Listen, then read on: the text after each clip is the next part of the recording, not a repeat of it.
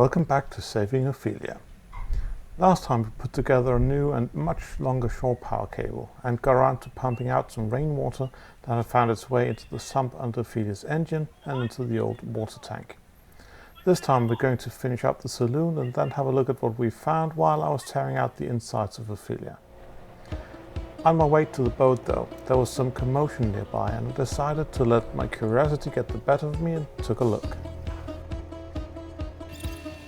From what I know, that tall white thing used to be the lower part of a wind turbine, but now it's going to be turned into a pretend lighthouse with a slide going around it at a nearby marine-themed water play park called Skipper Park. The tower weighs in around 11 tons and the company with the truck have a weight restriction of 12 tons when using the crane, so the margins are pretty slim. I happen to know the weight limit because I inquired about them moving Ophelia from the harbour to my house, but unfortunately Ophelia's 18 tons were outside of their comfort zone.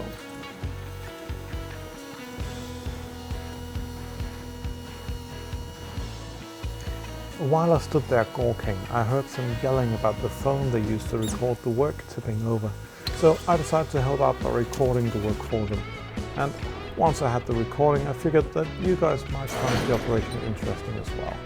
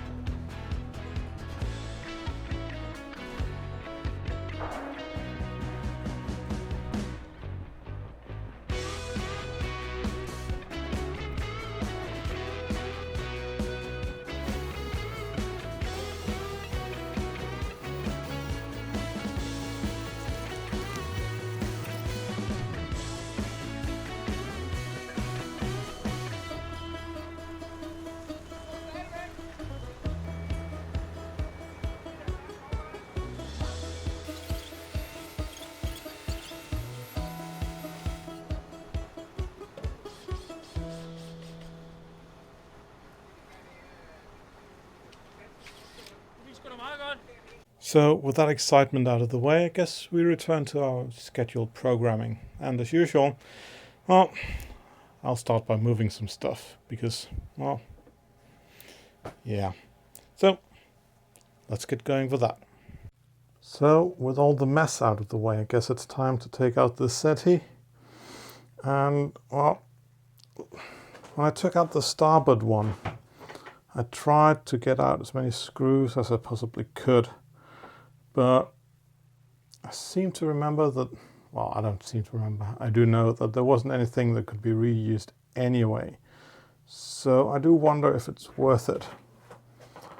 Or if I just should go into destruction mode from the outset. And just, well, I left the persuader back at home, so I don't have that right now, but I do have the saw. And I think that's gonna be, well, if not the preferred, then at least the easy solution. So I guess that's what we're gonna do.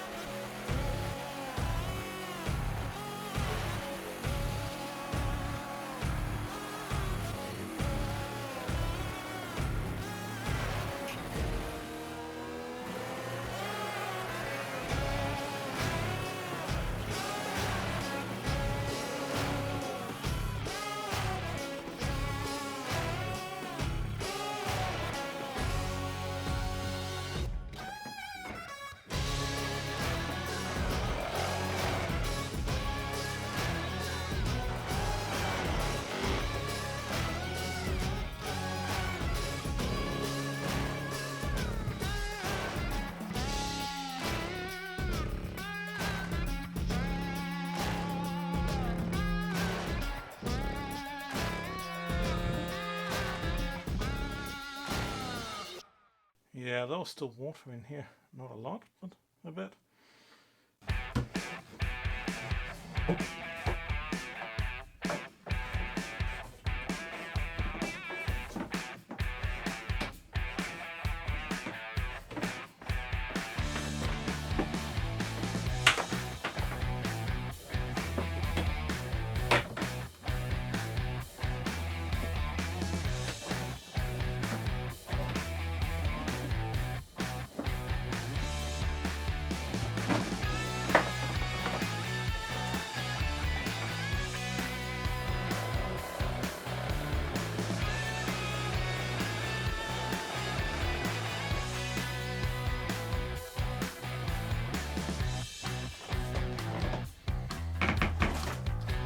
Time to use one of the extra gifts that came with the boat, I guess.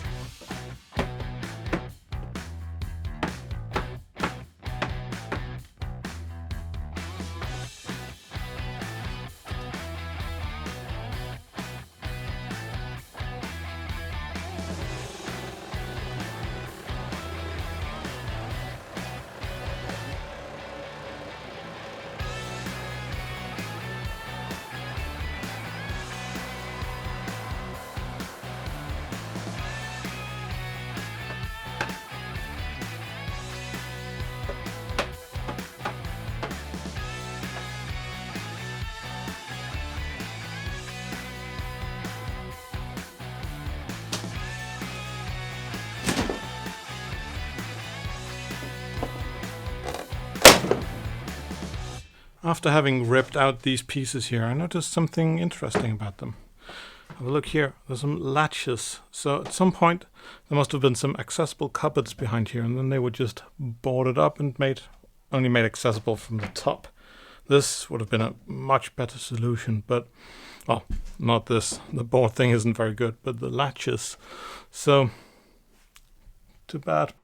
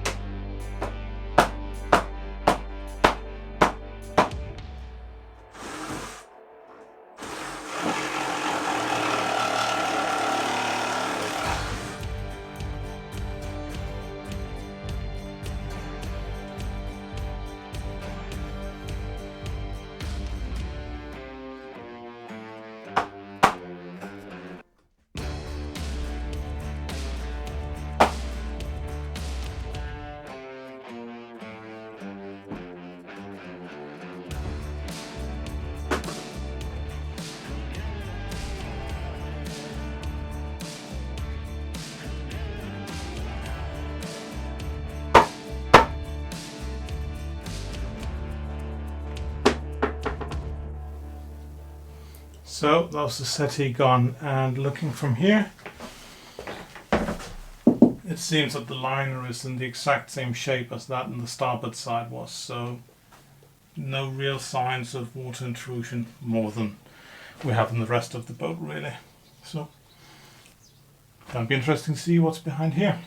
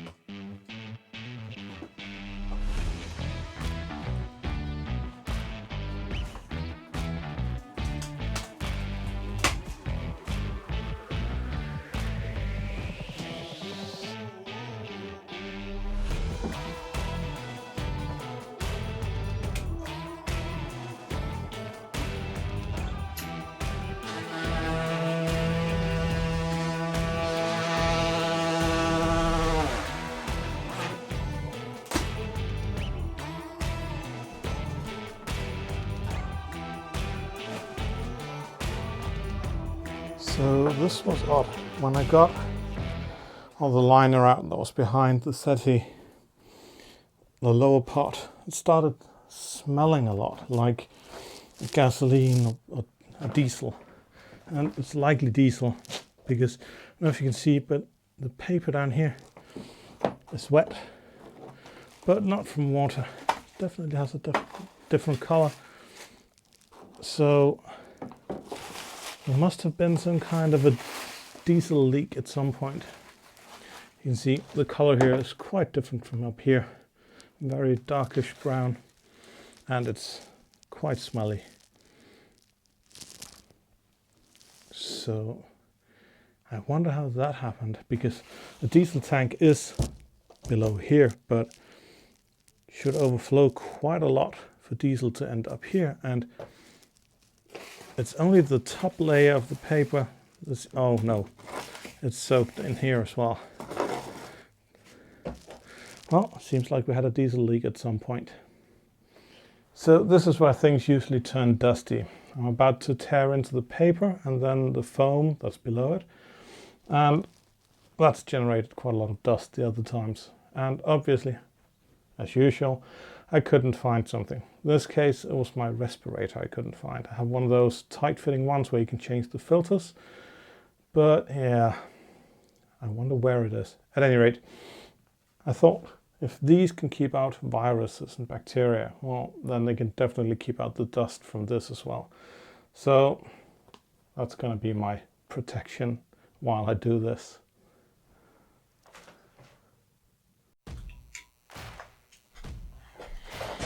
Well, the mask on and then gloves on, because yeah, this could be nasty. But then again, so was the other side, so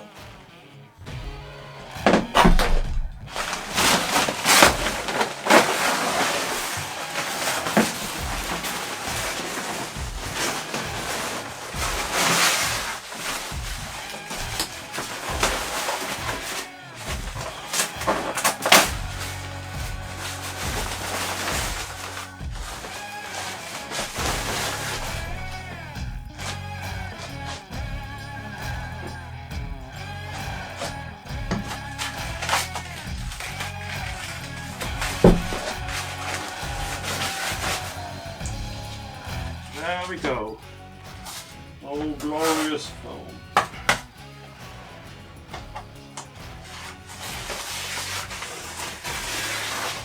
I'm sorry, Mass, but it's such a good expression, I can't just leave it. So it will be all glorious, one and the other.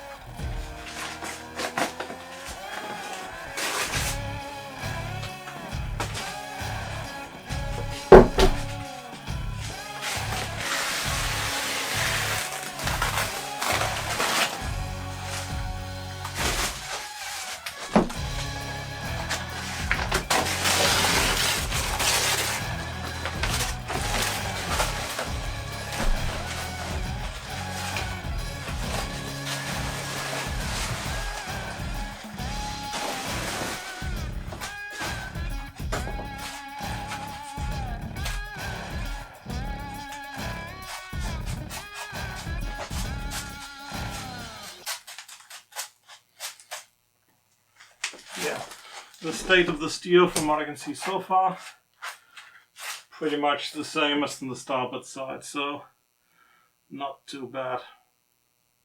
Remains to be seen what's hidden behind here, but I don't think it's going to be too bad. I think I'm going to leave this upper piece of liner in place for now, because on the starboard side the rust stopped just about this level, so there's really little point in going up there at the moment.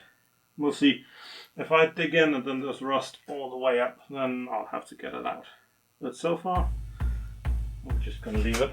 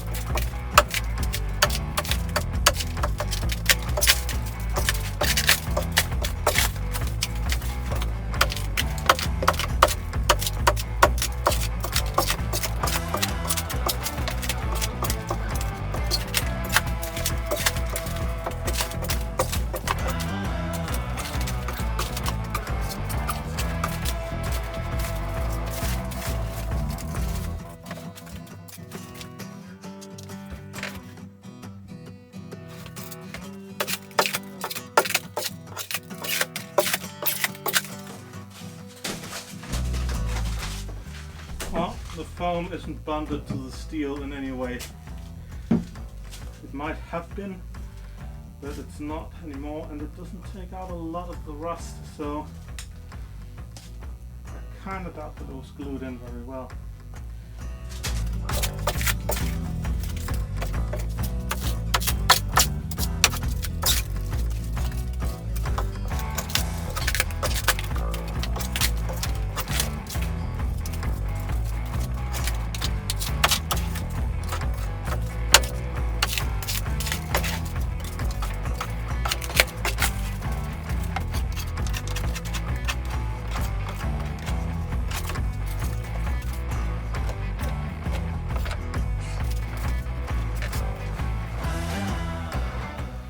There we go.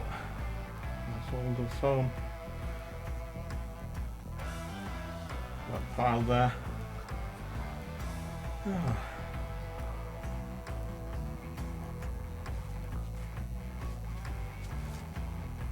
So that was all the foam, and with that foam came a quite powerful smell of diesel or fuel.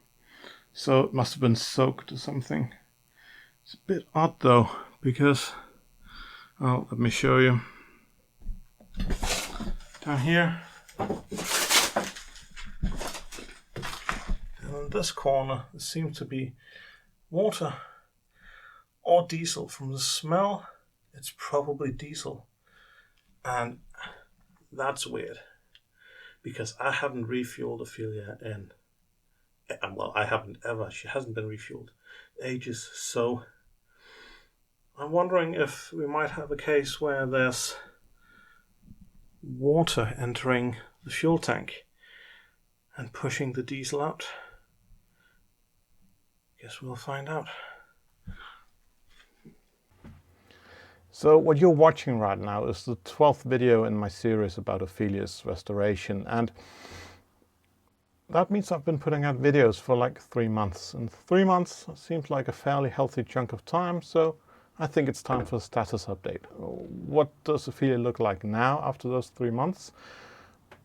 In other words, what has been done and what still remains to be done. Obviously all the work hasn't been done in the last 3 months. I started that, well, the previous year, and recorded a lot of stuff but didn't put out any videos. So for the last 3 months I've been doing a bit of work and put out some videos, because, well, believe it or not, making those are actually a fairly bit more complicated than at least I thought they would be. Anyway, back to the boat. The main project here until now is the hull, and it will be for quite a while. And if we look at what I've done, I removed all the isolation and the covering here in the under the chart table to get access to the hull right here. And as you can see, it doesn't look very bad. There's some flaking going on, yeah, and a slight bit of pitting. But considering that we have like 6 millimeters of steel, well, we don't have that now, but we used to have 6 millimeters of steel here, I don't think there's going to be any issues here. It's not going to be thin or anything like that. Pitting could be bad, but it's not really, so that's good. Of course, there might be something when we dig under here. This is the top of the water tank. Yeah, excuse the mess. And underneath there, I don't know what the situation is. It could be pretty bad, but I don't think it is, because what I can see from the water tank up here, it doesn't look bad. Well, the top of the water tank, obviously, as you've seen that a few times. But that was the starboard side. Then we go to the port side, and it looks very much the same. It actually looks a bit less bad, except for this one corner. But yeah, I can't dig into that right now. But again, there's some scaling going on, there's some pitting, but it doesn't look too bad either. If it's really bad, then I might have to replace a bit of the hull here, like 20 by 20 centimeters, but I don't think that's going to be necessary. You can see once we get a bit up, the rust stops and we actually have paint. Well, we obviously still have some surface rust, but nothing bad. And then we go to the saloon, where I recently cleared out the port side, but let's start with the starboard side, which clearly shows how bad it is down here compared to, well, up here. Have a lot of rust down here. It's not nearly as bad as it was under the chart table. It's not good, but, well, from a cosmetic point of view, it's not good. But from a structural point of view, I don't think there's going to be any issues here either. Obviously, a lot of cleaning is required, painting, but I don't think I'll have to replace any parts of the hull here. And I really don't think I'll have to replace those further back either. Now we go to the port side, the ones I ripped out a few days ago. And it's a bit more rusty, but on the other hand, I haven't been messing around here, so it's just exactly as it was. And clearly see there's lots of rust, but there's virtually no pitting here and no scaling except from that corner over here. The further front we go, the less of an issue we have. So yeah, not worried here. Next project though, is gonna be to make sure that this trend continues when we go further back. So we'll need to get rid of this locker. And while we're at it, we'll also get rid of the one on the starboard side. And after that, well, guess it's time for the head to go. And it might not have to happen, because if we rip out this and it then turns out that the rust actually stops or turns to something like this, then there's no need to rip out any more at this point. Other than we do have a through hole out in the head, of course, but yeah, I don't know what I'll do about that. But one thing that has been shown when we dug around here was that, well, all the systems are shot. They're completely done for. So I knew that already. Everything will have to be ripped out, all the electrics replaced, because they weren't in a very good shape. We had these 3 layers on top of each other, and I don't know what is connected to what. And a lot of wires have been ruined when I ripped out the insulation, and there was no way around that. So that's definitely done for.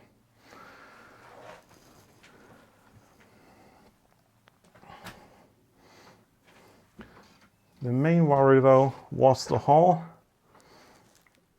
And yeah, I think we're good. I think once I've ripped out those lockers, then I can go ahead and order some lift time, some time on the heart to have her sandblasted and painted. And then we can get on with this project. In order to finish what we started, we returned to the pretend lighthouse, which a bit later was put in a temporary spot to be worked on, so it ends up actually looking like a lighthouse. It's right next to where the park's indoors playground area is going to be.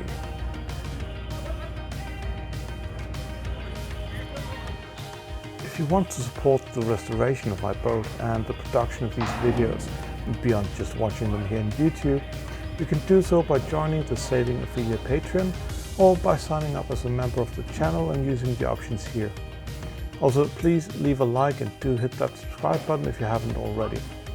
Well, with that out of the way, I hope to see you again next week.